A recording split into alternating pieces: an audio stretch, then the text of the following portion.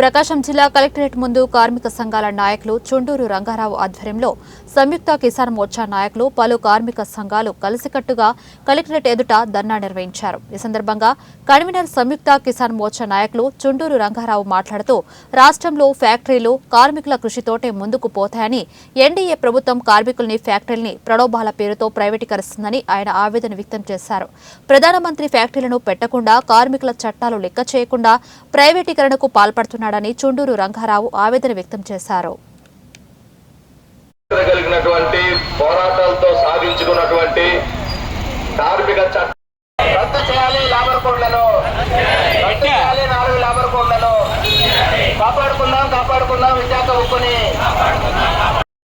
కాలం Subbarao, AITC జిల్లా ప్రధాన కార్యదర్శి.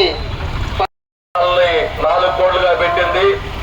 వాటిని వేతనాల కోడ్ పేరుతోటి, పారిశ్రామిక సంబంధాల కోడ్ పేరుతోటి, పని పరిస్థితులు, ఆరోగ్యం అనేటువంటి కోడ్ పేరుతోటి